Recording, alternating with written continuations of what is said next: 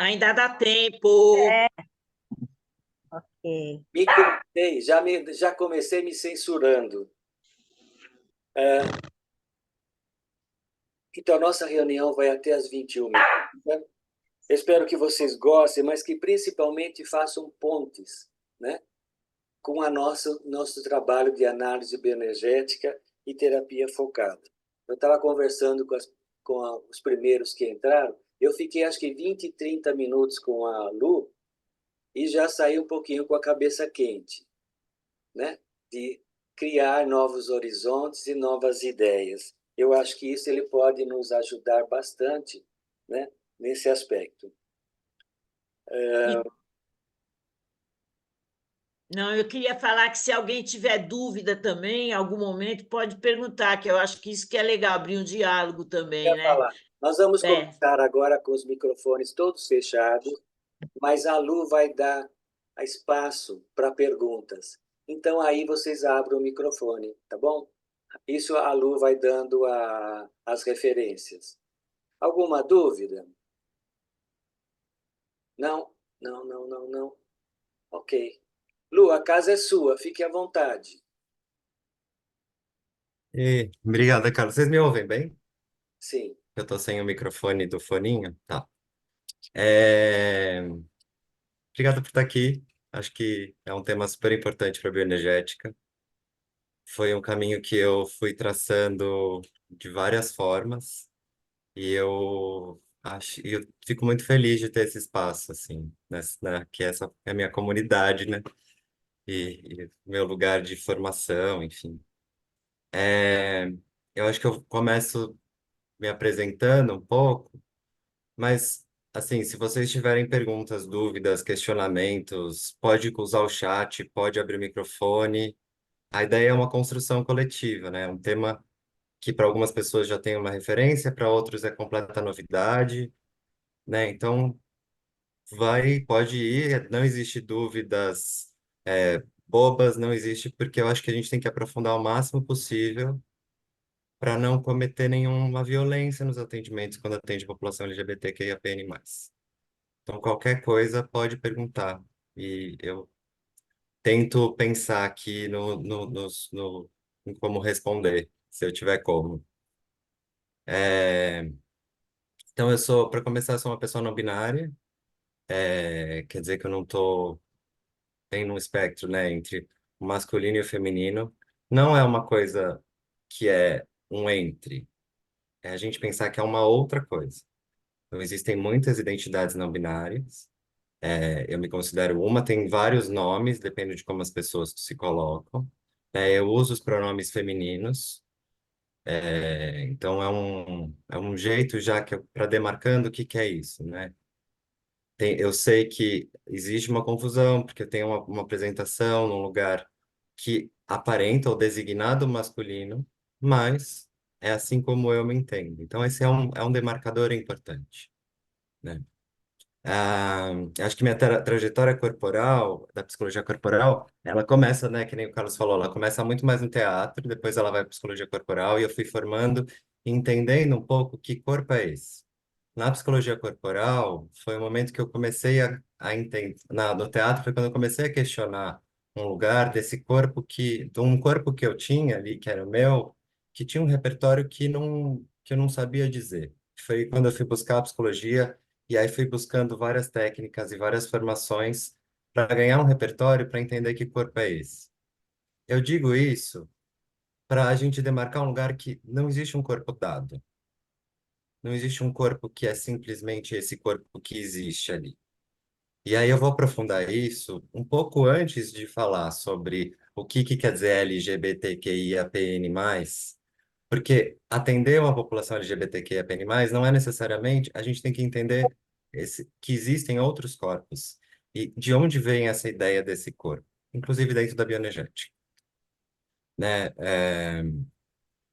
Então, eu não trouxe aqui, é uma coisa assim, talvez algumas pessoas tenham proximidade com o tema, existem muitas teorias que falam sobre os atendimentos à população LGBTQIAPN+, como a teoria queer, tem um Paul Preciado, que algumas pessoas já devem ter lido, Berenice Bento, Sofia Fávero, tem um monte de gente que tem uma produção muito gigantesca nisso, mas a minha ideia é é trazer um pouco dentro da bioenergética. É pensar esse corpo já dentro da bioenergética, né? A gente já está aqui no SAPS, já tem, todo mundo aqui atende, todas as pessoas já têm uma proximidade na clínica, já têm uma ideia dessa clínica. Então, a ideia é produzir alguma coisa e contribuir para isso. Acho que quem já atende essa população e já começou a produzir, eu acho que um recado que eu já deixo desde cara é: a gente precisa começar a publicar. Então, quem já tem ali estudos de caso, possibilidades, a bioenergética a gente não publica. E não publica e tem uma defasagem de publicação sobre as questões LGBTQIAPN+. A gente publica sobre sexualidade, às vezes, num campo mais geral, mas a gente não publica sobre esse lugar, né? A gente tem uma marca importante que é da teoria do Lowen e de várias coisas que tem leituras que a gente já não usa mais, e todas as vezes que a gente às vezes lê, a gente tem que fazer uma nota de rodapé para pessoas, né? Ah, então, isso assim a gente já não entende mais dessa forma. Isso aqui já não é mais dessa forma. Então, a gente tem que publicar para a gente demarcar esse território, né? Se a gente for ler ali O Amor e o Orgasmo, que eu acho que eu parto dele porque ele é um marco gigantesco, que é uma publicação de 1965. Ele é uma publicação que tem muitos lugares homofóbicos, machistas, lesbofóbicos. Então, esse livro, que tem algumas coisas super interessantes, mas tem uma demarcação de um determinado período, de uma determinada leitura, que a gente tem que começar a publicar para a gente falar: olha, isso não é mais a bioenergética. E isso é muito importante, né? Porque a gente precisa começar a organizar o que que é isso, o que que é essa bioenergética que a gente faz hoje, né? Então, eu tenho aqui minha colinha, tá, gente? Então, de vez em quando eu vou dar uma lidinha. Eu acho que o que demarca...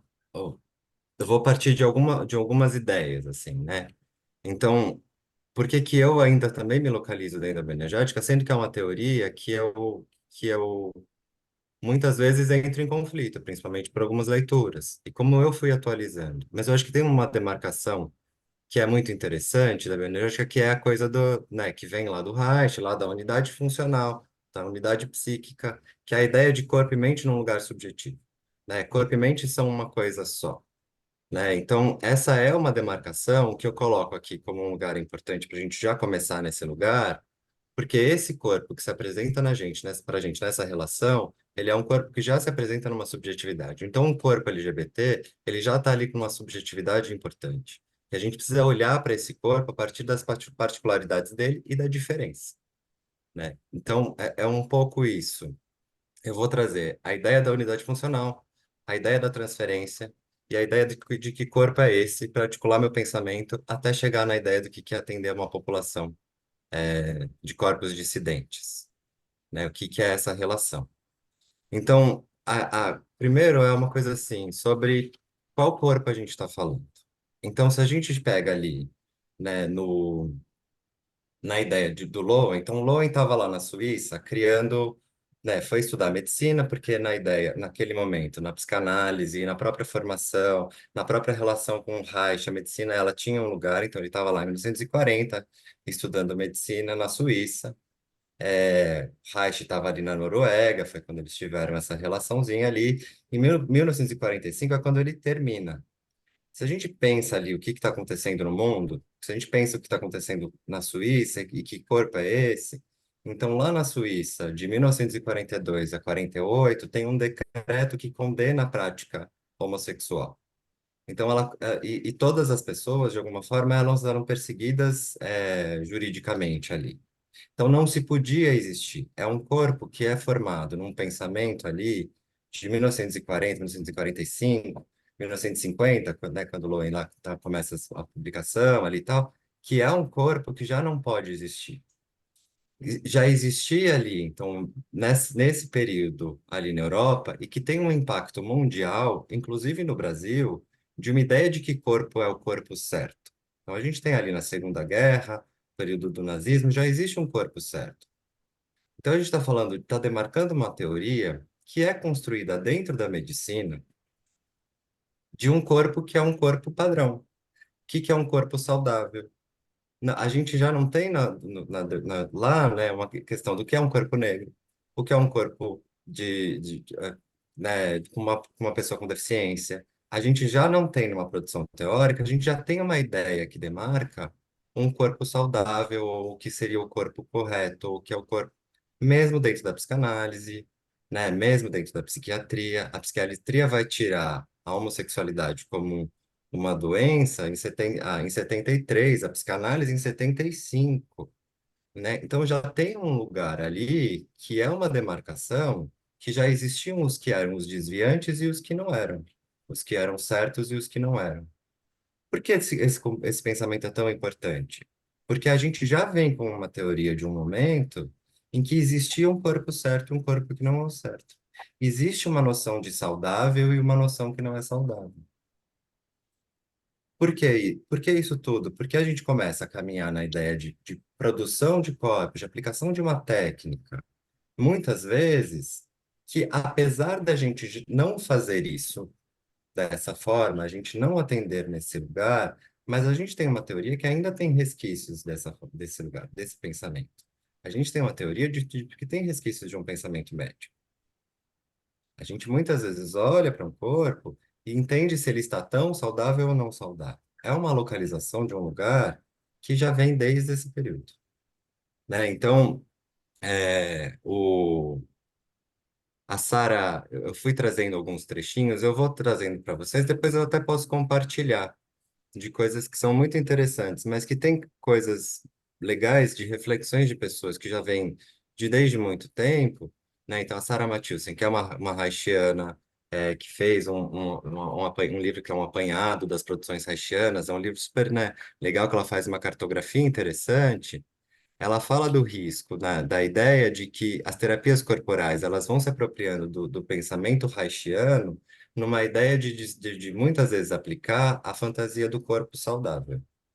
Então, a técnica muitas vezes ela é usada na ideia de uma fantasia de um corpo saudável. Então, a gente vai lá, pôr carga, a gente vai fazer isso, a gente vai fazer aquilo, vai abrir, vai expandir e tal, não respira, respira. A pessoa tem que respirar de determinada maneira, não tem que respirar de determinada maneira, tem que viver a sexualidade de uma determinada maneira, né? E aí eu já coloco uma problematização. Quando chega uma pessoa que se diz que ela é assexual, né? Que ela se conta dessa forma, que a orientação dela, que a forma que ela se expressa no mundo é assexual, e a gente tem uma teoria que vai falar que tem um quadril com uma pelvis pulsante, com carga, com sei lá o que e tal, né? Que olhar que a gente tá tendo para aquela pessoa, né? Que é importante a gente não cair numa ideia de que, mas será que não é uma couraça? Será que não é uma repressão? Será que não é uma coisa que tá? Porque é um risco que muitas vezes a gente pode ter pensando na teoria da forma que ela vem, né? A gente tem que traz a ideia de que uma teoria ela é construída a partir da cultura que ela está inserida, né? As teorias, né? Os próprios transtornos, eles são mapeamentos de sintomas que aparecem na cultura em determinado período, né? Tem um artigo de uma mexicana que é a Asa Cristina Laurel, que ela fala que a própria ideia de saúde e doença, ela é um processo social. Ela não é um processo necessariamente um processo biológico. Então, é a ideia da gente começar a pensar que a própria coisa do que é um corpo certo, do que é um corpo que está adaptado, o que é um corpo que está ali, é um corpo que seria o ideal. Senão a gente começa a produzir uma técnica e não uma teoria que realmente trabalha para a subjetividade do sujeito. A gente começa a ser simplesmente técnicos ali e não pensadores sobre uma teoria que trabalha com a subjetividade, né? Então, é muito o próprio Albertini, né, ele fala do risco de olhar, né, ele traz essa reflexão muito de um risco de olhar para a própria teoria haitiana como ele fala do homem a priori, que ele não é construído pela cultura, desse sujeito que é o saudável, né, o mais íntegro, que é esse sujeito desencoraçado, né? Então ele fala do risco de que muitas vezes, né, ele que pesquisou Reich a vida inteira, que a própria teoria do Reich às vezes pode dar abertura para essa interpretação. Então, como é uma coisa que a gente tem que começar a tomar cuidado, porque quando a gente chega ali nesse corpo que vem de uma teoria que foi construída em 45. Então, 40, começa ali em 46, ali, né? Então, aí vai o Lowen vai para os Estados Unidos. E nos Estados Unidos já existia uma cultura que existia uma perseguição à população LGBT.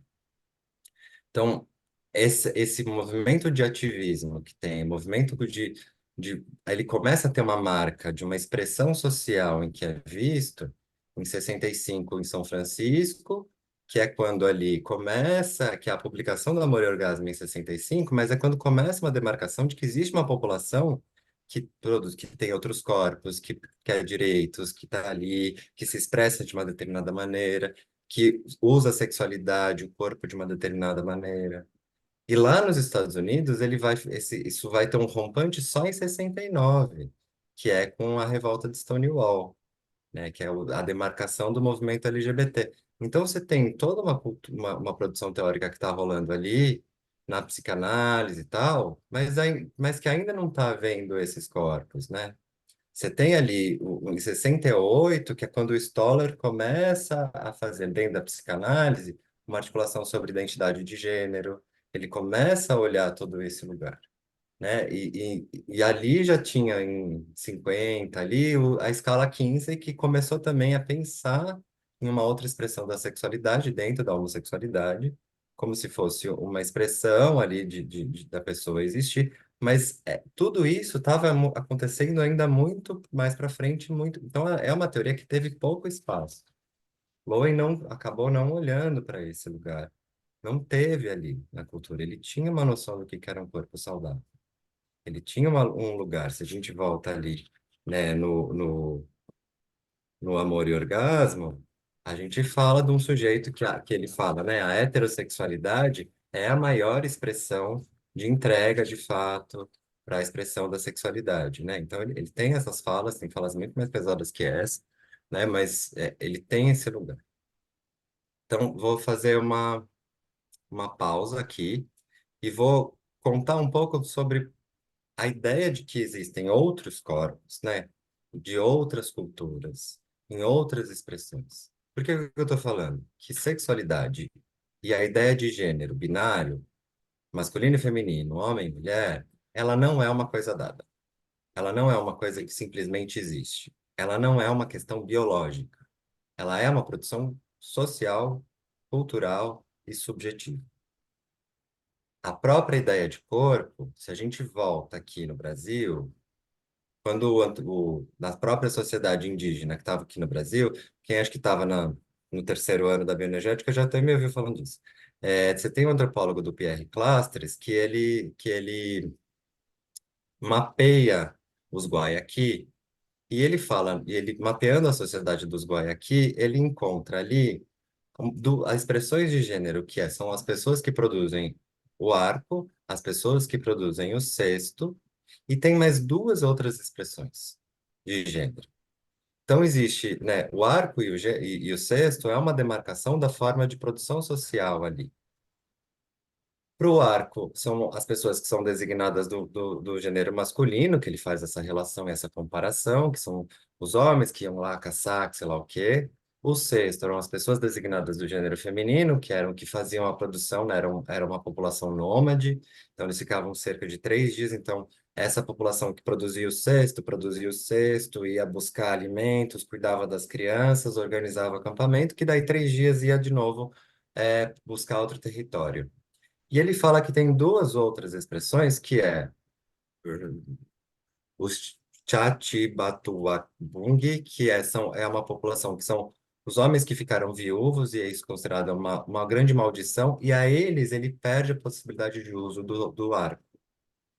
E aí pode usar um cesto, mas simplesmente dado por uma outra mulher. Eles são considerados uma maldição. Mas tem um outro gênero, que é os Krebeji, que eu acho que essa é uma coisa super interessante, que é uma pessoa que é designada do gênero masculino, mas que ocupa socialmente o lugar do sexto. E a própria sexualidade dessa pessoa pode viver livremente. Então, os homens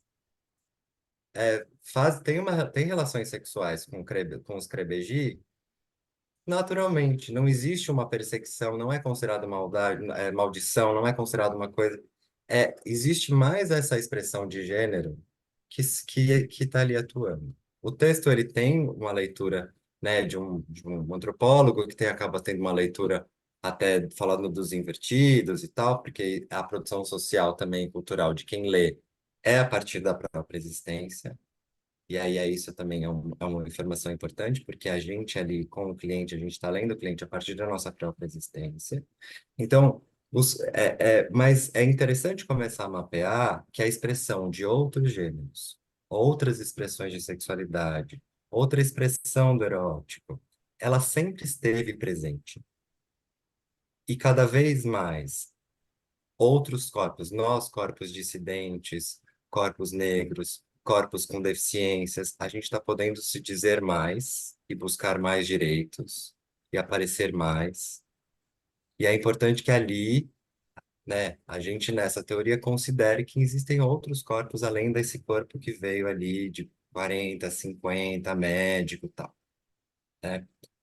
A nossa produção, ela tem que acompanhar a cultura, a nossa produção, ela tem que acompanhar também o que está acontecendo, né? Por isso que eu falo, vamos publicar, né? Então, é... peraí, deixa eu voltar aqui, de onde é? Ah, o Low, então, voltando ali, para falar do que é. Lá em 65, ele está ali no Amor e Orgasmo, ele fala, né? Uma frase da página 84. A sexualidade não se limita à atração e à excitação experimentadas pelo macho e pela fêmea entre si. Embora essas respostas sejam sua mais elevada forma de expressão, sua modalidade mais evoluída. O contato de dois corpos, quaisquer, é excitante e eroticamente agradável. Contudo, a heterossexualidade é uma forma mais adequada e mais satisfatória de descarregar a excitação sexual. Então, ele demarca ali o que é o correto, o que é o mais adequado. Então, a gente já está falando de uma psicologia que produz uma ideia de adequação social, né? Que é o mais adequado para aquele corpo poder se expressar. E aí é um momento que a gente tem que tomar muito cuidado para não produzir um lugar de uma narrativa ou de uma interpretação que, mesmo muito sutil, produz uma violência, né? E isso é muito comum acontecer na clínica, né? A gente tem grupos e comunidades de pessoas, psicólogos LGBTs, e a grande narrativa que a gente tem, que a gente escuta, é a quantidade de clientes que a gente recebe que sofreram violências nos consultórios de psicólogos, né? Às vezes coisas muito sutis também produzem muitas violências, porque a história de uma população que é morta, que não sabe, né, uma população trans que não sabe se vai chegar viva até o final da vida, que é expulsa de casa, que é perseguida, né? Essa história da uma população, quando chega no consultório, está carregando toda uma história de muita violência, né? E toda uma história ali que é importante ser considerada. É, então, deixa eu ver meu tempo, tá? Então, se a gente pensar ali nesse pensamento, a Monique Wittig? Monique? A Monique Wittig, eu estou aqui com um universitário para me ajudar também, que é outro psicólogo que trabalha comigo. A Monique Wittig, ela tem um texto que já é um texto que ela já produziu faz bastante tempo, e chama o pensamento hétero. E ela discute um pouco a teoria que já produz em si essa ideia deste pensamento, de teorias que já partem o pensamento hétero como o lugar que é o normativo, que é o ideal, né? A gente já é dado, né? A pessoa nasce, ela tem que sair do armário ali, né? Na homossexualidade, porque é o esperado para este sujeito pulsante ali que se expresse sexualmente ou a heterossexualidade. Qualquer outra é um desviante, né? Qualquer outra coisa não é esperado. Então tem que sair do armário, tem que se assumir, tem que falar, tal, né? Então, porque aí, né? Então, até por isso que é tão importante que as pessoas né? Que quem é LGBTQIAPN+, é tão importante que a gente diga isso, porque foi uma conquista, né? A gente poder dizer, porque sempre foi esperado alguma coisa, foi esperado que eu fosse de um determinado gênero, que foi esperado já que tinha uma sexualidade, por mais que não fosse necessariamente no desejo, né, numa família mais acolhedora hoje e tal, mas socialmente tem uma expectativa e uma espera que este corpo se comporte de uma determinada maneira. Então ela traz ali no pensamento hétero, que é os discursos que, acima de tudo, nos oprimem, lésbicas, mulheres e homens homossexuais, são aqueles que tomam como certo que a base da sociedade, de qualquer sociedade, é a heterossexualidade. Esses discursos falam sobre nós e alegam dizer a verdade num campo apolítico, como se qualquer coisa que significa algo pudesse escapar ao político nesse momento da história. É como se, no tocante a nós, pudessem exigir signos politicamente insignificantes. Esses discursos da heterossexualidade oprimem-nos, no sentido que nos impedem de falar menos e que falemos nos termos deles. Tudo quanto os põe em questão é imediatamente posto à parte como elementar. A nossa recusa da interpretação totalizante da psicanálise faz com que os teóricos digam que estamos a negligenciar a dimensão simbólica. Esses discursos negam-nos toda a possibilidade de criar as nossas próprias categorias, mas a sua ação mais feroz é implacável, é a implacável tirania que exercem sobre nós, nossos seres físicos e mentais. E aí é uma coisa interessante, porque aí qualquer categoria, porque é muito interessante, depois ela discute a ideia de que o próprio pensamento da heterossexualidade produz categoria que oprime inclusive a própria heterossexualidade, né? A ideia da gente não criar novas categorias, a gente não criar outras formas de expressão, oprime qualquer forma, porque qualquer forma que é dada como desviante da adequação social. Então, se uma pessoa hétero tem desejo por uma pessoa do mesmo sexo ali, é quase como se ela vive isso numa grande angústia porque é dado para ela que a heterossexualidade é ali. Então ela passa a questionar como se fosse alguma coisa que é, né, os desejos, as formas de expressão, as formas de existir na sociedade, eles são dados como postos ali, né? Que aí é essa discussão que eu acho que é super interessante, que ela já traz e ela critica as próprias categorias dentro da psicanálise. Então, vou correr aqui numa coisa que, então, uma sugestão, né, que eu já começo, trago, então vou dar um salto ali, que é, pera, vou voltar um pouco. Então, na ideia ali, então, num processo ali, como Lowen, ele tem uma ideia muito já dentro da clínica, a gente já tem a ideia ali da construção de um manejo clínico. No processo da clínica, eu acho que é muito legal a gente começar a pensar que o processo da clínica se dá a partir da relação transferencial. Então, na relação transferencial, é o corpo de um que vem ali, é um corpo na frente desse corpo do terapeuta. O corpo do terapeuta em si, ele não é o corpo do terapeuta só. Ele é um corpo que está composto ali, o pensamento hétero, ele é um corpo que está composto a opressão de gênero que essa pessoa viveu. Ele é um corpo que expressa tudo aquilo que aquela pessoa viveu. Então, a base da transferência é que não é que é esse corpo neutro, mas é que esse é um corpo que está ali, disponível, e que a pessoa vai, de alguma forma, expressar a partir das próprias defesas que ela construiu, da própria forma que ela se entendeu, né, socialmente, culturalmente, subjetivamente, ela vai se expressar para este corpo que está ali. É a base do nosso pensamento transferencial. Então é um corpo que muitas vezes, né? O Carlos estava falando assim, nossa, mas a pessoa chega, né? Teve um caso aí, uma pessoa chega tão arrogante para falar da própria da sexualidade, gênero, às vezes, tive um caso que eu acompanhei, e, porque né? É um corpo que viveu uma violência tão grande, ou é um corpo que foi tão difícil poder se dizer, né? Eu pude me dizer como uma pessoa não binária de poucos anos para cá, né? Que foi uma conquista, foi uma coisa que é. Então, é um corpo que vai chegar ali e vai ver nesta figura desse terapeuta, vai questionar, vai tentar entender, vai olhar para esse terapeuta para saber se pode se sentir seguro, porque nunca foi. Ou viveu relações de violência gigantescas. E nessa relação da transferência, é muito importante que a gente entenda esse corpo, até para não reproduzir questões de reproduzir um lugar de violência.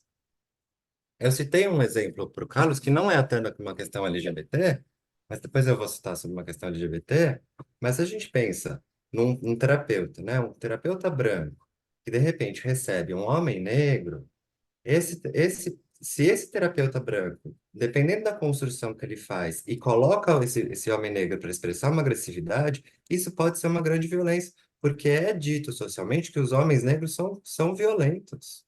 Se ele vai expressar esse lugar ali, é um lugar que pode ser muito cuidadoso. Esse terapeuta tem que considerar o lugar que ele tem que considerar os demarcadores que ele está ali, até para ele não reproduzir um lugar de violência. Que é uma pessoa que viveu a vida inteira tentando não ser vista nesse lugar. E vivendo violências, e vivendo opressões, vivendo discriminação o tempo todo. Então, um corpo de uma pessoa trans que vive uma disforia, quer dizer, eu vivo como se este corpo não pertencente a mim, eu vivo este corpo como não sendo, como tem questões que eu não entendo desse corpo fazendo parte de mim, ou que eu não sinto, no momento que você põe esse corpo para vibrar, e essa pessoa pode, e a ideia é que você faça ela sentir mais esse corpo, pode ser uma grande violência para essa pessoa, pode ser uma fonte de grande angústia para essa pessoa. Então, é importante que a gente entenda esse lugar, que este terapeuta, no momento que ele pressupõe uma ideia do que seria ideal para o outro, ele não está construindo o outro na relação, com o outro na relação, entendendo este corpo a partir da diferença dele. Ele está construindo uma ideia de saudável, do que seria o ideal, do que sei lá o quê, de como a gente acha que tem que ser, né? Então, a própria ideia, né, que é considerar que esse corpo como um corpo que ele se expande para além do biológico. Ele se expande a partir da própria compreensão técnica e biologia, e às vezes até quase mágica, às vezes a gente não, né, da bioenergética, vibra e aí funciona e tal, sei lá o quê, mas que é um corpo que está ali, né, sendo colocado como eu tenho um artigo que eu acho muito legal, que é Perspectivas Descoloniais, Caminho para Outra Psicologia, que aí coloca: o corpo e o território se apresentam como dimensões que são relativas à psicologia. Ao nos encontrarmos com as comunidades, os povos tradicionais, não há conhecimento sem terra, não há vida sem corpo. A psicologia até pode teatralizar de forma rígida, eurocentrada e letárgica, porém, para ir ao encontro das comunidades, ela deve ser capaz de trilhar o caminho, o olhar sensível à vida e incorporar viveres comunitários desses territórios espoliados, colonizados e aprisionados, ao controle moderno colonial, por meio do olhar integrável, integralizado e sensível ao corpo. A psicologia alcança espaços, narrativas e emoções nesse encontro. E aí vai seguindo aqui que na ideia do corpo-território é considerar uma vivência que é emocional, espiritual, comunitária, territorial. Então o corpo, ele é para além do que o corpo biológico. Quer dizer que a gente não tem que trabalhar no corpo biológico? A gente tem. Eu sou uma pessoa que trabalha muito no corpo, né? Meu estudo é cansado até de tanto, né? Mas é a ideia de que a gente tem que trabalhar considerando todas as expressões que esse corpo pode se criar, né? E não necessariamente esse corpo como ele deve ser. Então, é a ideia de um corpo que ele vive num lugar criativo. É um corpo que pode se criar, se estruturar cada vez mais, né? A ideia de que existe ali uma couraça a ser flexibilizada, não necessariamente, é uma couraça que se formou por um determinado trajeto, que ela pode ser problematizada, que ela pode ser compreendida, que ela pode ser criada de uma outra forma pela pessoa. Não só flexibilizar na ideia de que esse corpo vai sentir mais vida, não necessariamente, né? Esse corpo, ele também, ele precisa criar outras possibilidades a partir de si, para que essa couraça, que talvez provoque uma certa angústia, para que essa couraça que esteja ali sustentando a existência dessa pessoa, que ela possa, de alguma forma, né, achar outros caminhos de existência. Então, não é necessariamente só num corpo que a gente flexibiliza, mas é também a ideia de um corpo que é capaz de se criar. Corpo que talvez a gente coloque uma dimensão também formativa, também criativa, experiencial na existência desse corpo. Até aí, ok?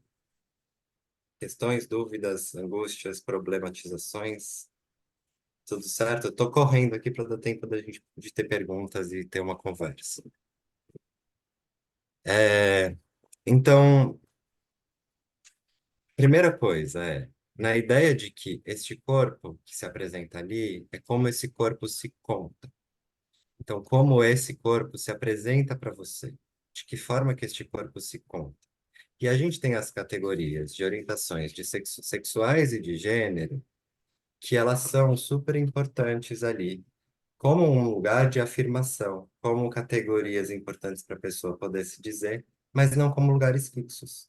Porque são categorias que são isso, que elas vão mudando culturalmente, elas vão mudando na maneira que os corpos vão se expressando, elas vão mudando. Então, antes que ali, em 1980, 90, a gente tinha as categorias que eram GLS, depois a gente foi ter LGBTTA, depois, hoje a gente tem LGBTQIAPN+. Tem outras categorias no norte global, ali, Canadá e Estados Unidos, que tem a 2K, que é uma categoria que faz sentido lá, porque a população indígena do norte global, ela também inclui pessoas é uma categoria, que são pessoas que são não binárias, que chama Two Kindred Spirits, né? Dois espíritos entrelaçados. Então, existe uma categoria que é o masculino, né? O feminino, e essa categoria que é os dois espíritos entrelaçados. Tem categorias em todos os lugares, né? Na Índia tem uma categoria que é considerado que seria os corpos travestis aqui, mas não é, porque é uma categoria específica ali da Índia. Então, cada lugar tem. Então, hoje aqui, no Brasil, a gente adotou atualmente a LGBTQIAPN+. E aí eu vou passar um pouco por elas, só porque eu acho que para algumas pessoas é interessante, eu acho que foi um pedido também, né? Então, a gente tem as categorias básicas, que acho que a maioria das pessoas conhecem, né? Que a categoria das lésbicas, ou de uma identidade sapatão, e aí é como a pessoa vai se contar. Tem pessoas que se identificam numa coisa, eu sou lésbica, tem pessoas que se identificam numa categoria sapatão. E aí é interessante, porque a categoria de lésbica, que é de uma orientação sexual, né, que é como ela vive a atração, ela não necessariamente ela é uma categoria só da orientação sexual. Hoje existe uma apropriação também da ideia de uma categoria de identidade. Então, uma pessoa pode se dizer, né, no caso de uma pessoa que inclusive eu atendo, ela pode se dizer ela tem uma identidade sapatão, porque ela se construiu nessa identidade, nessa comunidade ao longo da vida dela, mas a orientação sexual dela é pansexual, né? Que ela tem atração por pessoas independente do gênero, né? Independente de como essa pessoa se apresenta. Ela tem atração por pessoas, né? Então, essa é a coisa que é interessante, porque as categorias elas vão mudando. E elas, às vezes, têm subcategorias e coisas assim. Então, na ideia não é que a gente tenha que saber tudo. Existem muitas categorias. Existe, inclusive, um site que chama Orientando-se.org, ou é orientando.org. Ele tem um mapeamento de categorias, de identidades de gênero, de orientação sexual. Tem um mapeamento gigantesco. Mas a ideia é que a pessoa possa se contar, né? Eu recebi um cliente uma vez que se dizia como uma pessoa chegou falando assim, então, sabe gênero? Então tem gênero, eu tô aqui. Aí eu até falei, tá, então o que que isso quer dizer? Quer dizer uma coisa, xenogênero, que é uma outra categoria de gênero, que é uma categoria de gênero de pessoas neurodivergentes, que quer dizer fora da categoria de gênero. A pessoa falou, não, é gênero não. Eu falei, ok, gênero não, né?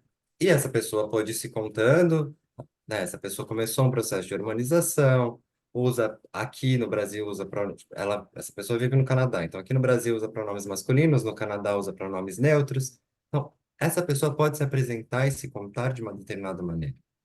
E é isso que a gente tem que estar ali disponível para ouvir, não necessariamente questionar, mas tentar entender como essa pessoa se apresenta, inclusive como ela se apresenta corporalmente, né? Porque essa pessoa vai se construindo ao longo da vida dela, e isso não é uma categoria estanque, ela pode ser ir se mudando, né? Então, eu ali, aos meus 15, me considerava como um homem gay. E aí, depois, um homem cisgênero gay. E aí, depois, me apaixonei por uma mulher. Aí falei, meu Deus, agora cheguei na terapia, sou bissexual. Ah, não, é isso aí. Você se apaixonou por uma pessoa, ok. Como é que é? E aí depois fui me entendendo numa ideia de que não tô mais dentro da cisgeneridade. Então tô numa coisa da não binariedade. Então, é nesse lugar. Não sei se todo mundo sabe a coisa da cisgeneridade. Cisgeneridade é considerado a ideia de que este gênero que você é designado em nascimento, então, masculino ou feminino, você se reconhece nisso. Então, se você é designado masculino, você se reconhece como uma pessoa que se performa na masculinidade, que vive este lugar da masculinidade, né? Como dita socialmente, então você se considera uma pessoa cisgênera, né? Se uma pessoa que não vive, não se performa na masculinidade, ou não se performa no gênero designado de nascimento, essa pessoa pode se incluir em outras categorias. E aí a gente vai tentar entender que categoria que essa pessoa se diz. Então, ali você tem, né, lésbicas, gays também pode ser uma categoria identitária, pode ser uma categoria de orientação sexual. Então, de quem por quem essa pessoa se apaixona, né? De que gênero que essa pessoa se apaixona, né? Aí você tem o T, que são é um T só, mas diz sobre as pessoas, a transexualidade e travestilidade. Qual que é a diferença? É como a pessoa se conta. Não existe um conceito que define que esta pessoa é transexual ou ela é travesti. E aí a gente tem a ideia de que é, a, a travesti, né, é um termo feminino, é a travesti, né? Então, a travesti ela é uma apropriação também política, que era uma coisa, travestilidade eram as pessoas que estavam ali sendo colocadas ali, mas essas pessoas começaram a se identificar, e aí surge um termo identitário político. Tem pessoas que se identificam na travestilidade, tem pessoas que não se identificam na travestilidade, tem pessoas que se identificam na transexualidade. E aí é como a pessoa se conta e como ela se apresenta. Eu pulei a bissexualidade. A bissexualidade não é de dois. A bissexualidade já é um conceito gigantesco. Embora a bissexualidade, né, não é que a pessoa se atrai por gênero masculino ou feminino, ela se atrai por pessoas indiferente ao gênero. Existe uma diferença, né? Não existe necessariamente uma diferença entre bissexualidade e pansexualidade. Algumas pessoas dentro da bissexualidade se entendem por uma determinada maneira, outras pessoas se entendem na pansexualidade de uma determinada maneira. Mas as pessoas se apaixonam, se atraem por questões diferentes do gênero, indiferente do gênero, né? É, tudo bem aí? Tem mais alguma pergunta, gente? Se tiver, levantem a mão, abre o microfone, dá muita informação. E aí a gente tem termo queer. Queer é um termo que foi importado dos Estados Unidos. Hoje a gente usa bastante no movimento LGBT. Tem pessoas que se identificam, né, com queer. Inclusive tem uma aportuguesação da palavra, não sei se você fala assim, que é com C, que é queer, né? É um movimento que ele é um movimento que se diz, inclusive, tanto político, mas é um movimento identitário, né? Então, que ele questiona sobre uma questão da sociedade, ele questiona as pessoas que são minorizadas, ele questiona... Então, é um termo que ele se diz, né? Que ele foi mudado, que é queer do inglês, que é o diferente, ele foi se apropriado como uma categoria política e ele também é uma categoria identitária. Então, eu posso me dizer, inclusive, como uma pessoa não binária e queer. Eu posso somar também outras coisas. Não se diz, são categorias que a pessoa, é como ela se diz, né? Inclusive, você pode perguntar o que que isso quer dizer, como isso quer dizer. É legal ter uma noção. Mas como você entende isso ali? Né? O que que isso quer dizer na sua experiência identitária? Tem as pessoas intersex ou intersexual. Antigamente eram chamados de hermafroditas. Isso é um termo hoje pejorativo, né? É intersexual. A intersexualidade, inclusive, é uma discussão que existe politicamente que ela hoje não é tão usada, porque ela tem questões que são complicadas, mas a ideia de que a própria ciência ela colocava na ideia do hermafroditismo como um corpo que veio desviante do padrão. Então, existia ali gênero masculino, feminino, e ali, sexo masculino, feminino, e aí você tem ali a coisa do hermafroditismo, que era assim. Então, antigamente se escolhia, às vezes então se impedia para os pais escolherem, você quer o quê? Né? Hoje se entende que não é necessariamente, não é um lugar, não é uma mutação, são outras expressões de outros corpos que se diz que estão presentes na sociedade.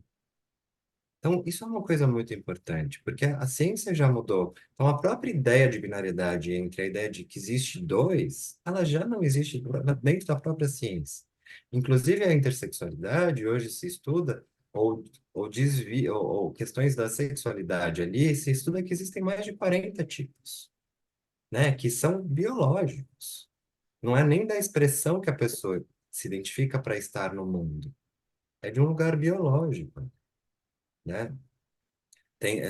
Tem até uma pessoa que eu atendo que começou até uma investigação, porque depois de anos descobriu que talvez ali, porque tinha uma questão que vivia, mas como tinha que se enquadrar na ciência sempre, então desde a infância foi dado hormônio, foi dado coisa, sei lá o quê, mas nem tinha exame suficiente ali naquela época. Então é muito interessante porque hoje, inclusive a própria ciência ali médica se atualiza nessa história. Não existe mais a ideia de que só existe o sexo masculino e feminino. O A ele é considerado assexual ou agênero, a sexualidade. E aí a gente tem da bioenergética que discute muito a sexualidade. A gente tem que tomar muito cuidado na coisa da sexualidade, porque as pessoas podem não se sentir atraídas. Isso não quer dizer que ela não tem uma pelvis pulsante. Isso não quer dizer que ela não está ali. É uma pessoa que não sente atração. A sexualidade não está. A expressão da sexualidade, o encontro sexual, não está como um lugar de desejo da pessoa. Mas a gente já sabe, a gente sabe na psicanálise que existe sublimação. Então a pessoa ali, ela não tem esse lugar. Tem pelvis pulsante, tem força, tem carga, tem vitalidade, mas ali não tem, né? E aí, inclusive, a sexualidade tem gente que se diz gray sexual, que é uma variante que é, talvez, de vez em quando, uma vez, pode ser que ela tenha tido uma experiência, foi ok, mas ela não tem isso como um lugar na vida Lu, dela. posso fazer uma pergunta? Pode. Nesse caso que você está falando, a pessoa não tem atração sexual, né? Ou um desejo sexual, mas ela pode estar vivendo toda a sua sexualidade na arte. Pode. Seria, quer dizer, ela teria orgasmo, vamos dizer assim, através da arte ou de uma outra faceta da vida da pessoa. Sim, Porque né? eu, com você, eu tinha a ideia da pessoa sexuada, uma pessoa sem energia, né? Agora, Não, mas de onde que vem essa ideia, né? Ficou claro é, para mim de onde que vem essa ideia na minha mente, né? pois é. Nem Freud dizia isso, né? O Freud dizia a importância da sublimação como um lugar de realmente da expressão ali, do desejo, da pulsão, né? E pode estar ali, né? Mas a gente, muitas vezes, nessa coisa dessa leitura da sexualidade que a gente tem, inclusive de uma sexualidade que é com penetração, né? Ela pode ter uma grande satisfação simplesmente de um encontro potente com uma pessoa, vendo um filme, uma conversa, vivendo, trabalhando, mas ela não tem esse desejo da relação da sexualidade. Mas como a sexualidade ela é normatizada, né, que precisa ter essa expressão da sexualidade, precisa ter a coisa, precisa ter a ejaculação, como essas coisas elas dominam a gente nesse lugar, né? Como o orgasmo só é a partir de uma ejaculação ou né? Então, quanta coisa que a gente foi sendo construído numa ideia completamente normativa, né? E aí você tem esse A também, ele é das pessoas a gênero, que elas, né, não se entendem dentro dos gêneros, não é nem dentro da não binariedade. A não binariedade já é uma construção de gênero.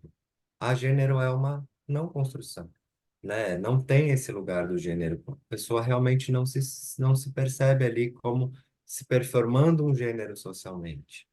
Então, porque a performance, o gênero, é um lugar social, né? A forma que eu performo o meu gênero diz, às vezes, de uma satisfação, de um desejo, de uma expressão. Então, a roupa que eu uso, eu vou pôr o cabelo longo, sei lá o que e tal, né? Essa pessoa, a pessoa gênero, ela não entende que isso faz sentido para ela, né? Essa pessoa que eu atendia que falava gênero não, é uma pessoa gênero, né? Que é, a ideia de gênero não faz sentido. Então aqui ela se apresenta de uma determinada maneira, ali se apresenta de uma determinada maneira, né? Isso não quer dizer, né?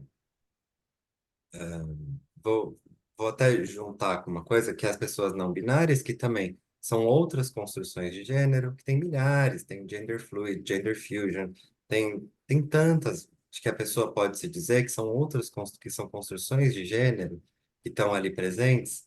Nenhuma das expressões de gênero, dando a transexualidade, travestilidade, agênero, não binariedade, diz que a pessoa precisa fazer hormonização.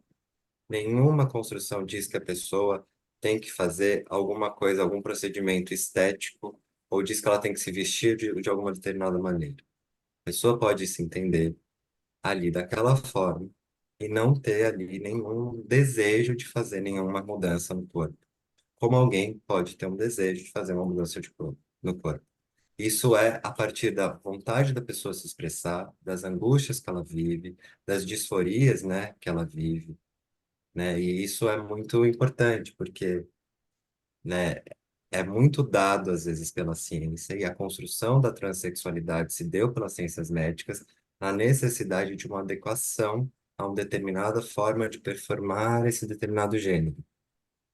Então, e aí eu digo assim, por uma experiência pessoal, quando eu fui me entendendo a não binariedade, eu fiz uma investigação na hormonização, e eu chego na endócrina, ela fala, bom, se você quiser, você pode corrigir, você pode fazer raspagem das cordas vocais, raspar a sua testa, você pode colocar prótese, você pode sei lá o quê. Eu falei, calma, eu não sei, eu quero entender o que que eu quero, né? Porque a ciência, ela já diz assim, transexualidade, aí a pessoa vai tomar hormônio, vai fazer tal coisa, vai fazer tal coisa. Não, corpos trans não precisam fazer nenhuma mudança. É como a pessoa vive na sua subjetividade, como ela se entende, como ela se conta a partir daquele lugar, né? Então, isso é muito importante. Até para a gente a gente no processo transferencial na clínica fala assim, mas será que você não... E hormônio, você que não quer fazer? Diga, Alexandre. Boa noite, Lu. Boa noite. Eu queria perguntar, assim, da a sua experiência, como tem sido, porque quando você começa a falar, né, que uma pessoa de pele escura, uma pessoa com deficiência, ela não precisa se anunciar, ela já está.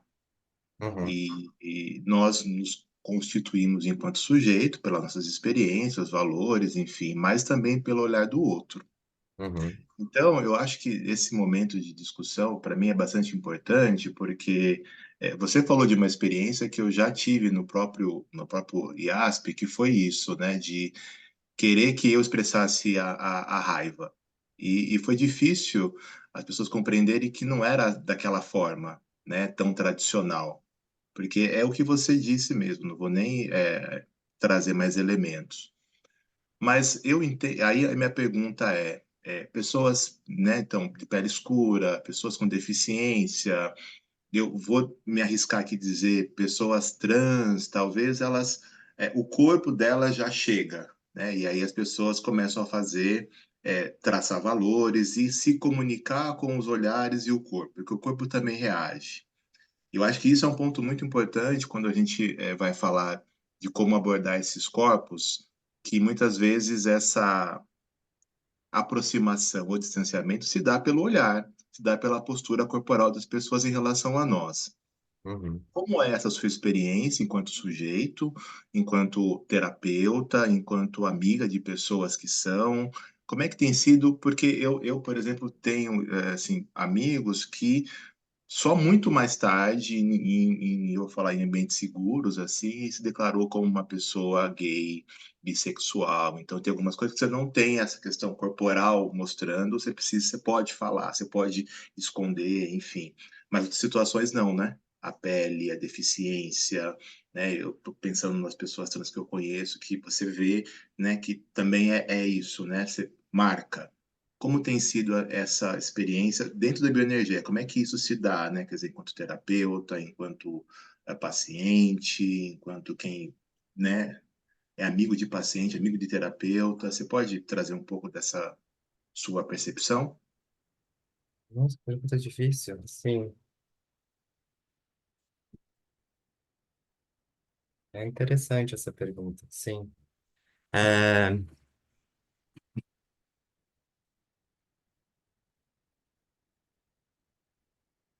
acho que tem lugares, né, que a gente acho interessante colocar aqui na ideia de que é um corpo que já tem um histórico, né, de violência que já chega ali demarcando esse lugar, vai viver o tempo todo nessa relação transferencial com o terapeuta, um lugar que é muito que é de conquista do território. Então, eu tenho demarcações na minha, sei lá, na minha sala, eu tenho demarcações que eu vou trazendo o tempo todo, porque você já vê muitas vezes, né, na coisa, a gente já tem esse lugar que a gente vai percebendo no olhar, a gente vai percebendo, e não adianta o terapeuta falar assim, ah, não, você pode ficar à vontade. Não, é um corpo que entendeu que não pode ficar à vontade, né? Ah, você pode, né, na ideia de que produzir um ambiente seguro. Não, é um ambiente que precisa se testar, né? É uma pessoa que precisa testar o ambiente, que precisa compreender o lugar, que precisa entender, que precisa poder se contar, né? Precisa contar da própria dor. Então, sei lá o quê. Então, eu tenho lugares, né, na demarcação daqui, do meu território, a maneira que eu coloco a cadeira, a maneira que eu deixo a porta ali, que eu deixo a chave na porta, que eu deixo a chave da outra porta. Inclusive, é uma coisa da própria teoria do trauma que eu falo assim, olha, eu vou te contar uma coisa que é, você pode ir embora a qualquer momento. Se você se sentir ameaçado, depois você pode, ali as portas estão abertas, sei lá o quê. Então, a ideia toda é que essa pessoa pode se contar sabendo que ela pode ir embora a qualquer momento, né? Que ela não precisa necessariamente se vincular naquele espaço de cara. É, a ideia de ter uma pessoa que você vai considerar a diferença como algo sim, já dado. Não trazer necessariamente uma fala que eu gosto muito do livro do Bruno Teixeira, que ele fala, não é ética da violência, mas é alguma coisa ética da diferença, mas é alguma coisa nesse sentido. Que ele questiona a ideia, inclusive, da empatia, né? Que você se colocar no lugar do outro. Então, esse lugar da empatia, ele não existe, né? Não existe esse lugar de que você vai... uma pessoa, esse gênero, não sabe o que é uma pessoa transgênero. A minha vivência como uma pessoa branca classe média, não binária, não é a vivência de uma pessoa travesti ou uma outra pessoa não binária de um outro lugar, né? Então, não existe isso. Não existe esse lugar da empatia que eu sou capaz de saber sobre a dor do outro. Existe um lugar que existe só o lugar da diferença. Então, é reconhecer a diferença desse corpo e investigar, se interessar pela diferença desse corpo. É reconhecer nesse corpo os lugares que essa pessoa se sustenta e onde está o grounding dessa pessoa. Eu atendi durante um tempo uma jovem que começou o processo de transição, que o grounding dela, onde ela conseguia existir, porque o corpo era um lugar extremamente ameaçador e a relação também era ameaçadora, porque ela vivia violências em todos os espaços. O grounding, quer dizer, o lugar de enraizamento que ela podia existir, era no olhar dela mesma e às vezes na própria boca, porque ela gostava do rosto, porque o rosto para ela tinha uma sensação de uma identidade ali. Então, muitos dos atendimentos que a gente fazia era com ela, vários foram online, alguns presenciais, mas a maioria dos online, ela virando a câmera, invertendo a câmera do celular e ela podendo se olhar como um processo dela ir se identificando na sessão, estando comigo ali, né, no quadradinho pequenininho ali.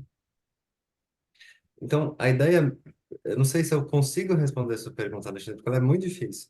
Mas eu acho que a ideia toda é você entender a sua diferença em relação a esses corpos, mas na verdade a todos os corpos, mas principalmente a esses corpos que já demarcam uma diferença social, cultural e política, né? É entender que você não vai ter acesso a essa experiência, mas que você pode incluir essa experiência no campo do consultório e criar algo a partir dessa experiência, né? Permitir um espaço que essa pessoa finalmente possa construir algo, construir um lugar dela, construir um lugar a partir desse corpo, né? A gente tem os nossos lugar técnico, mas ele não necessariamente é um lugar técnico, né? Se a gente pensa, os exercícios que o Lowen propôs, ele propôs um mapeamento a partir do jeito que ele investigava os próprios corpos, mas eu acho que a grande maioria dos terapeutas que já tem nenhum tempo já criou milhares de variedades dos exercícios do Lowen e milhares de possibilidades ali, mas basicamente a gente coloca esses corpos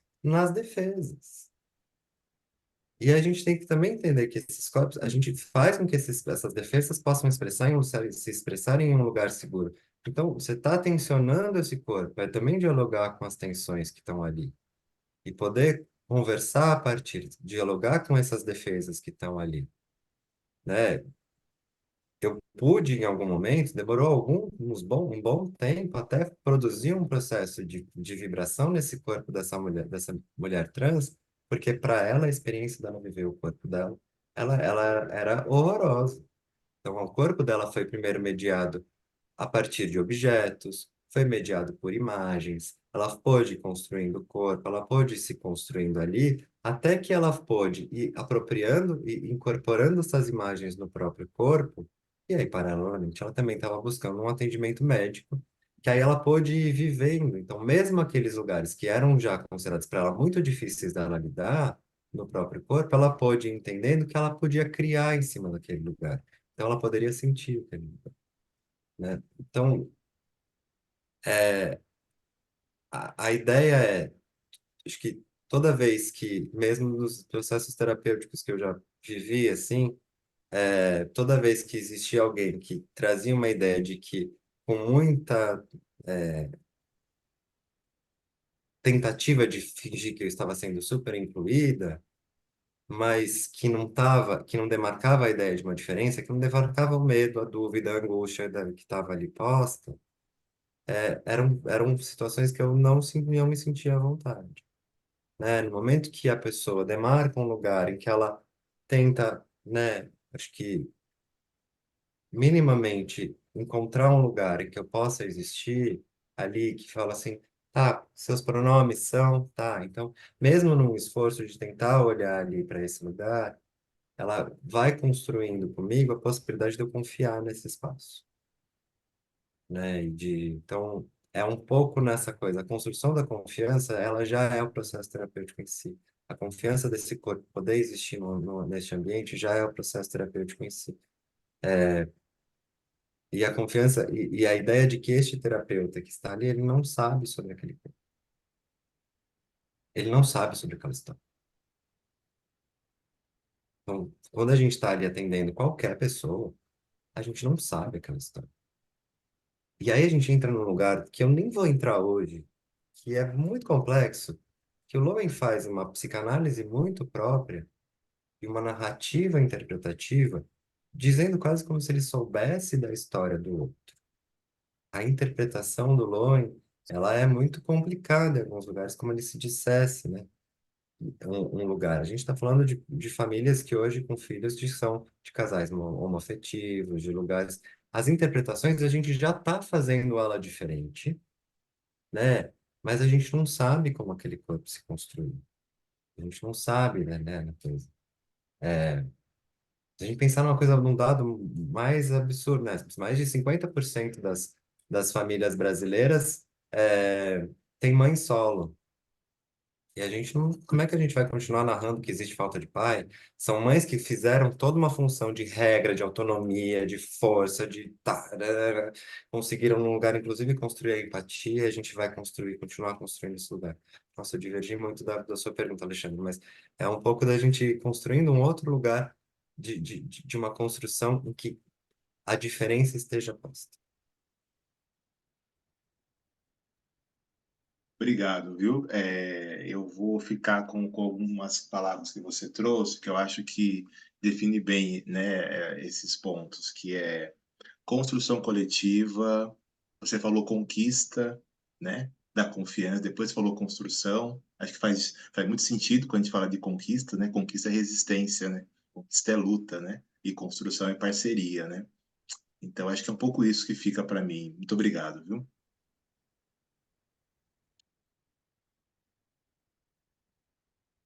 Bom, gente, perguntas? Vamos. Acho que a gente tem aí mais 15 minutos para a gente conversar. Eu não sei se está acontecendo para o grupo, eu tenho vontade de fazer pergunta, mas está tão interessante tudo que você está falando que eu prefiro ouvir. É? Vamos construir. Não tem nenhuma dúvida, coisas, questões? Eu acho que é melhor a gente esperar surgir as perguntas, Carlos. Desculpa discordar. Eles estão pensando, sentindo. Se realmente não aparecer, eu concordo com você, mas vamos esperar um pouquinho para ver se eles não estão angustiados, se eles não estão com vergonha. Vamos só um pouquinho, eu te sugiro.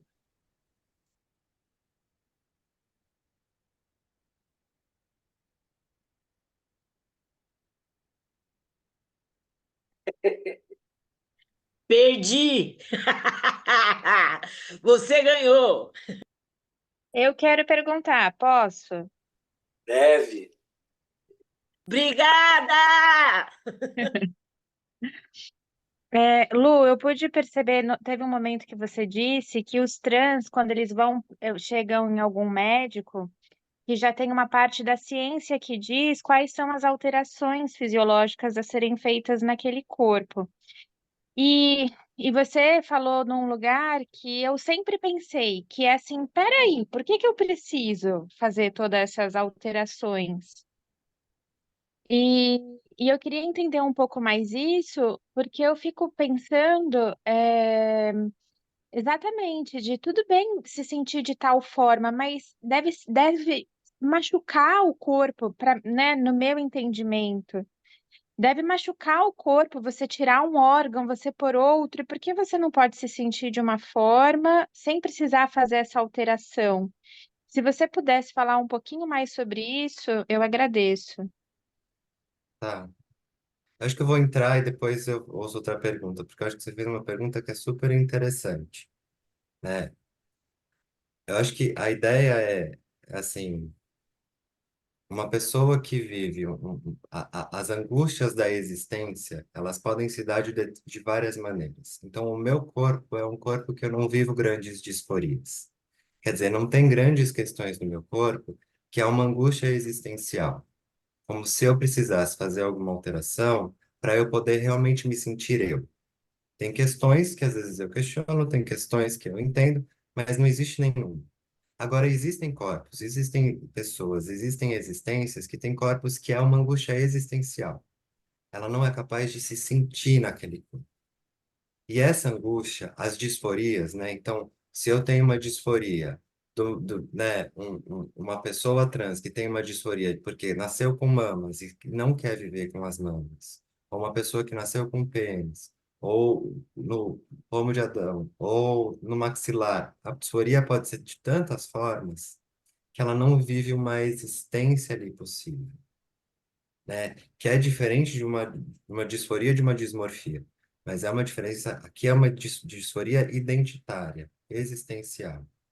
E essa disforia, se tiver possibilidade dessa pessoa conseguir se criar para ela finalmente poder existir, acho ótimo. É que às vezes a ciência médica coloca já acelerando uma ideia, porque, inclusive, é muito legal, porque assim existem todas essas possibilidades que hoje teve uma conquista do movimento LGBT, né, de travestis e transexuais para finalmente isso existir, inclusive publicamente, né? Mas que essa pessoa possa ir se construindo ali na ideia de que ela pode, né? E criando aquele corpo, inclusive com uma aliança com as ciências médicas ali. Acho que é uma coisa muito importante, porque e se traz uma ideia de que eu sempre bato muito nesse ponto. As disforias é uma angústia existencial. A disforia é uma angústia da mais profunda possível. Pessoas com disforia se matam. Se a gente não é capaz de ouvir a disforia com todo o cuidado possível, as pessoas com disforia se matam porque elas não são capazes de conceber a própria existência no mundo. Então, quando a disforia aparece em consultório, a gente tem que trabalhar com muita delicadeza e com muito apoio e cuidado nesse lugar, né? Então, porque não dá simplesmente para falar assim, não, calma, uma hora chega, né? Tal, né? Não, uma hora você vai conseguir fazer isso. Porque a disforia, ela é uma angústia profunda, né? Então, quando aparece, eu digo um filme, é um filme problemático, porque é um filme que é uma a atriz, né? Ela não é uma mulher trans que fez a personagem, mas teve toda uma construção, é um filme interessante, é um filme que, quem quer entender o que que é disforia, é um filme que tem na Netflix que chama Girl, é Girl, né? Que é uma pessoa que está num processo de transição, né, que foi designado do gênero masculino, e aí foi estar no processo de transição para o gênero feminino, que tem uma disforia gigantesca com o corpo, e que precisa esperar um determinado tempo ali das ciências médicas, e que acaba fazendo um processo de automutilação para poder acelerar o processo. Quer dizer, a pessoa é capaz de se mutilar, viver a possibilidade dela morrer, porque ela não consegue existir, né? Então, é muito interessante. Então, é investigar esse lugar, né? De quando essa disforia se apresenta, de quando não é, e não ser esse médico que chega já falando, nossa, por que você não faz uma raspagem da testa, né? Sim, mas se isso aparecer como uma angústia existencial, essa pessoa poder ter a possibilidade dela fazer isso, né? Posso complementar Pastor, com mais só uma? um minutinho. O Lúcio e o Henrique está esperando também fazer a pergunta. Vamos?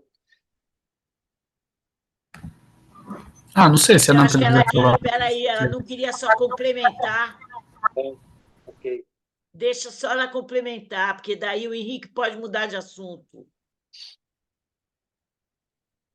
Eu vou tentar ser breve. A disforia, ela aparece numa construção de imagem no decorrer da vida, ou a disforia é um ser que já nasce não se reconhecendo, ou ela pode aparecer no decorrer da existência e da autoconstrução? Sim, para tudo. Ela pode aparecer, a pessoa já pode já ir se concebendo construindo desde criança. Às vezes, quando ela aparece no momento do consultório muito para frente, aí começam a aparecer lembranças da infância. Ela começa a construir uma outra narrativa de si, em que ela pode reconhecer aquele lugar, ou ela pode aparecer só muito mais tarde.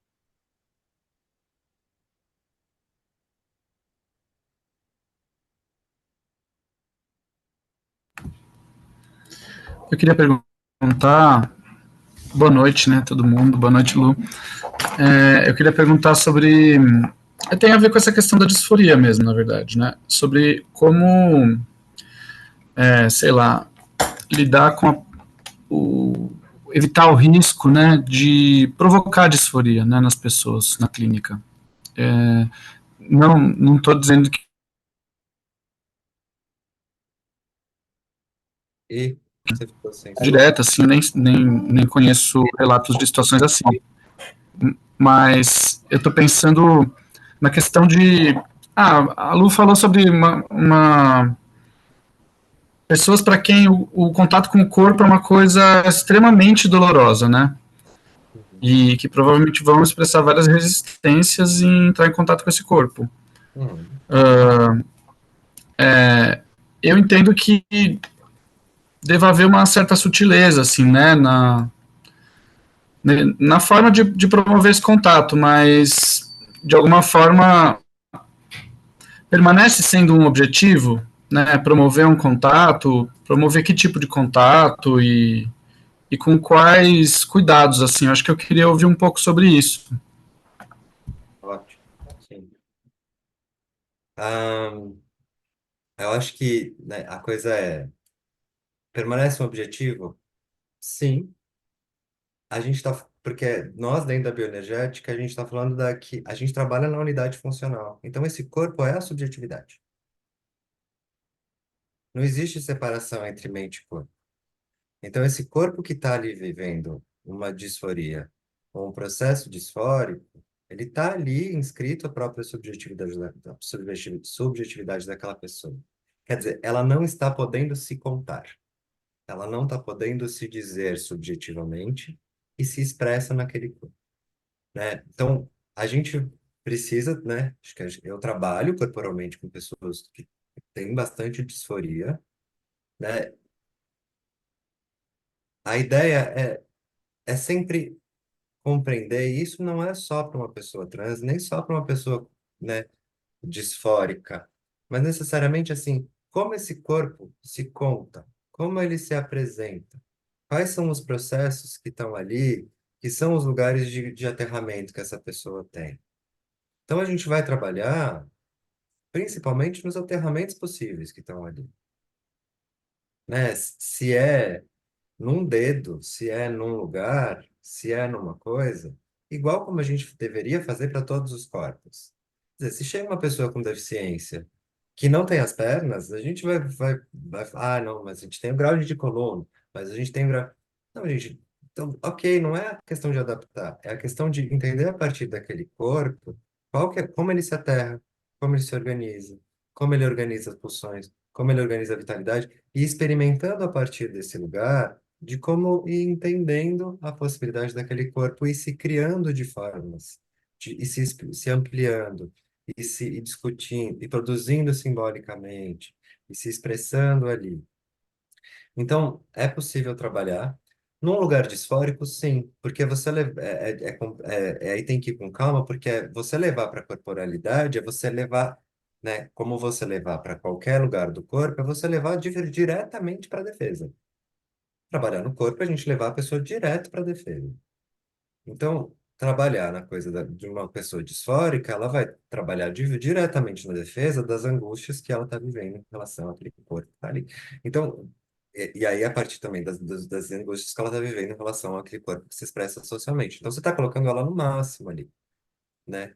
Então, você pode ir usando, ir usando mediadores, você pode ir usando um lugar dela aí construindo a imagem do corpo, você vai usando até que aquele corpo possa se corporificar na existência ali, né? Pode dialogar, pode pela narrativa, a produção, a construção, né? A gente da coisa da corporal, a gente tem um lugar que é a organização da narrativa, que as psis que são mais da fala, mas é a organização da narrativa a partir do corpo.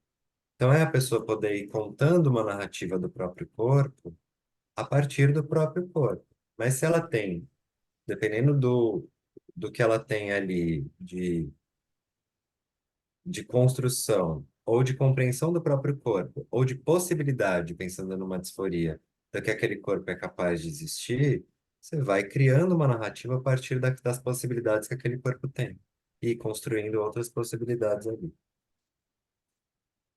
Então, isso deveria ser para qualquer corpo, na verdade, mas a gente está falando dos corpos dissidentes, então é muito legal porque a gente também bagunça a teoria inteira. Nenhum corpo deveria ser dado como algo que existe, como simplesmente, né? Nenhum corpo deveria ser dado como um corpo que simplesmente está ali e existe por si só, biologicamente. Isso vem de um lugar ali, 1940, do corpo correto, tal, sei lá o quê. Vem da igreja, tem um monte de construção que vai construindo a ideia desse corpo ideal, corpo certo. Nós estamos chegando ao fim, né? Eu acho que, para terminar, alguém gostaria de fazer a última pergunta, porque já são 21h30.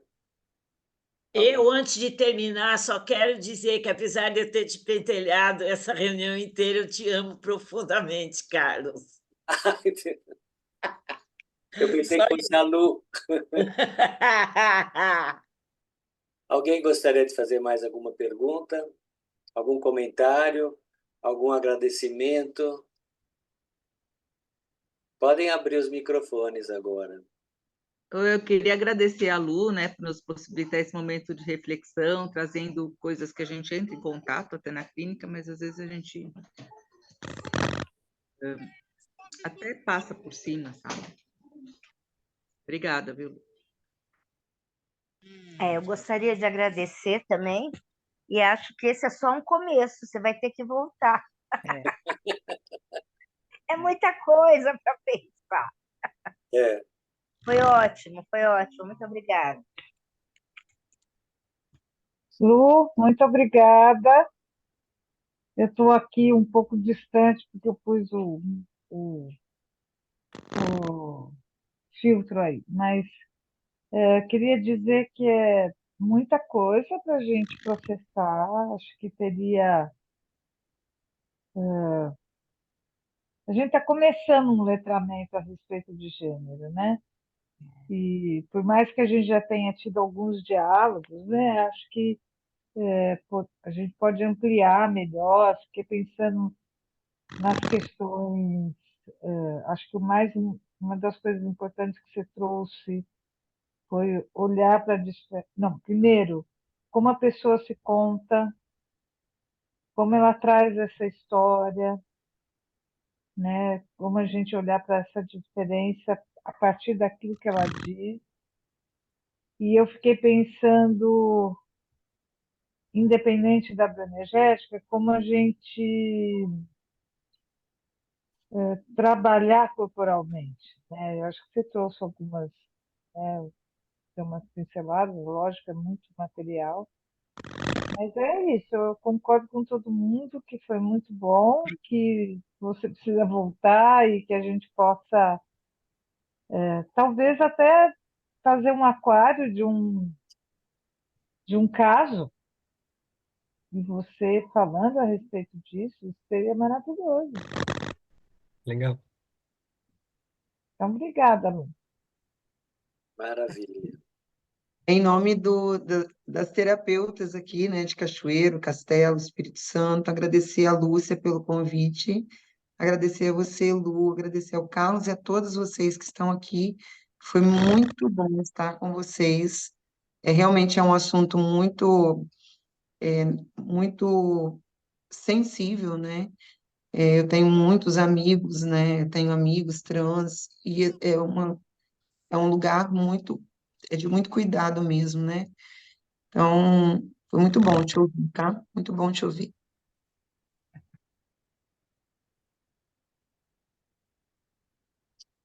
Bom, eu estou feliz de ter tido a ideia de te convidar, minha linda.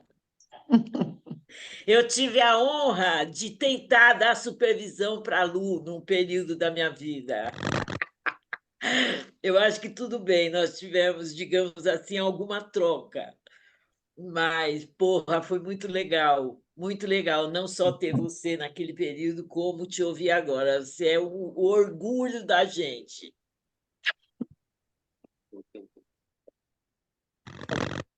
Podemos Realmente, terminar, então, né? Alguém com algum comentário? Eu, parabéns. eu queria agradecer todo mundo, queria agradecer bastante esse espaço. Vou fazer um momento de merchan aqui, que eu acho que é legal, né? Então, e o Thiago, que é outro psicólogo, que a gente tem um grupo que a gente já discute questões de gênero e sexualidade, erotismo já há um tempo. A gente tem um grupo de supervisão, tá aberto, é para todos os terapeutas que atendem a população LGBTQIAPN+. A ideia desse grupo é a gente conseguir aprofundar cada vez mais nos temas, porque às vezes a gente não tem tanto espaço nas supervisões que a gente discute tantos casos, então a gente quer aprofundar nesses temas. E a ideia mesmo também é publicar. Porque a gente tem que, aí eu chamo vocês de novo, publiquem. E não necessariamente só sobre esse tema. Publiquem na bioenergética. A gente precisa ir para o Instituto, a gente precisa de uma revista. Porque a gente precisa começar a publicar cada vez mais. Né? E futuramente a gente vai ter um curso que vai ser sobre discutindo gênero, sexualidade, erotismo, que vai ser um curso a partir da fotografia, que é entender essas questões todas, articulando com os teóricos, mas na ideia da gente usar a fotografia como um elemento. Então, vai ser convidado para as pessoas tirarem fotos. E vai ser um curso bem legal que a gente está criando, então, merchan feito. E agradeço muito, agradeço Carlos, Marina, todo mundo do Instituto. Muito, muito obrigada. Muito Obrigada. obrigado. Sucesso, querida. Sucesso. Muito obrigado. Foi muito bom, muito legal. É assim que eu imaginava. A Lu falava assim, nós podemos estender mais, né, o tempo. Eu falei, eu acho que vai ter que precisar voltar, né? É, Eu acho que bateu exatamente isso. Muito, muito obrigado, Lu. Um abração para gente, você. boa noite. Boa noite. Boa noite, obrigada. Tchau, gente. Tchau. Tchau. É, é.